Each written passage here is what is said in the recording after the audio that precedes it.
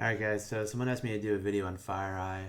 I don't know, I have followed the company for many, many years, but I don't know the company in depth fundamentally. We can look at the history of FireEye. It's had much higher prices um, before it even made any money. It was losing, I don't know, it was losing $1.30 a share here annually, 35 cents a quarter, and it was 90 bucks. So this is a 10-year weekly chart. It was just negative earnings after negative earnings. I guess there was a lot of hope back then for the company and never came to fruition. Looks like they broke even here, and that was back in 2018, I believe. July of 18 or 19, July of 2019. And then it was kind of the same thing, a little bit choppy. Made 2 cents, made 7, lost 2, made 9, made 11. So have they turned it around? I don't know, but the timing's good right now for internet security stocks. And the volume's certainly here. Believe it or not, we still have some more room on the RSI. But when you look at it from a daily, 1 year, it's like this move needs consolidation for sure. So these are getting hard. There's definitely a paradigm shift in the stock market where I think we're at a unique time now where you're going to see a lot of these smaller companies blowing up. Going from $1 to $10 to $20. And I think there's going to be more of that than we've ever seen in history before. It's probably a lot of different things. It's probably a changing of the guards in old companies to newer companies. It's a very accommodative Fed where it's risk on. Risk appetite is super huge right here, super high. The markets are flush with liquidity. You have, easy borrowing situations for companies. So now is the chance taking time. So some of these small startups are really finding their niche. And, FireEye could be in that situation. So we have a break to the upside at 1564, and you could see that downward trend line on the weekly, even the daily. It's the same thing. Was commensurate with the change in direction that we saw, and now you have back-to-back progressively higher volume weeks with moves to the upside. A little bit of a wick on today's action, but the market was kind of sketchy today and has been for a little while. You almost have two markets. You almost have like the SPY and S&P, or the S&P 500 and the NASDAQ and the Dow, and then you have this whole other world of like SPACs and EVs. We talked about that too. I actually shorted the market today. It kept channeling.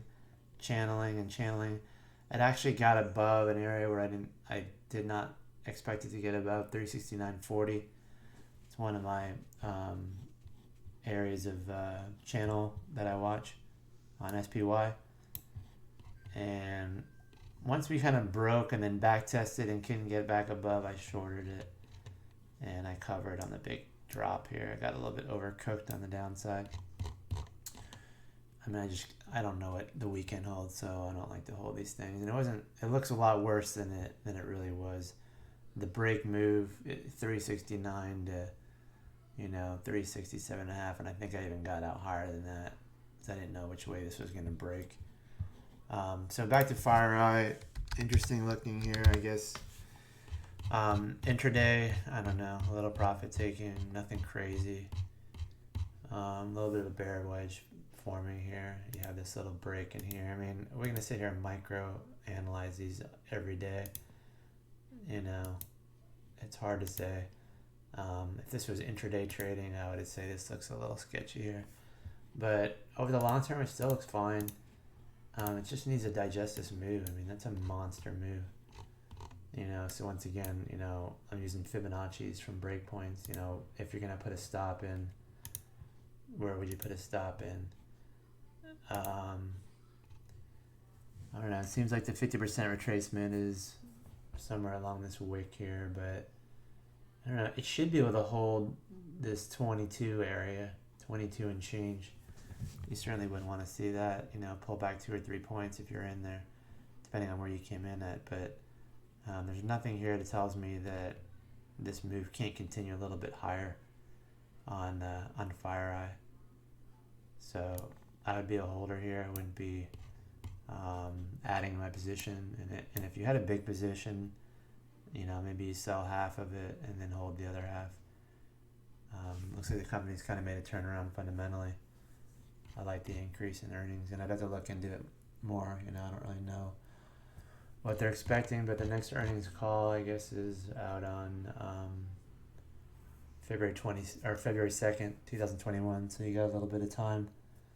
So expect some volatility before that period of time. I would expect it to be more associated with the market than the individual equity of FireEye. It could be subject to market swings, but you can kind of see, interestingly enough, the break point to the top, how the Fibonacci's kind of line up. Even the 23.6 here is kind of like a support area, and then you have some little battle here before you open a gap, and then you have a runaway gap. So still more room to the upside on the RSI. I mean, I don't really start freaking out until you get above 80, 85. Actually, you're probably there on the daily, but the weekly you still have more. So I wouldn't be opposed to taking up some profit here in FireEye. We could kind of stay within this little channel between the top and then this 23.30, but we'll have to see how next week opens up with the market kind of having a little bit of a weak close.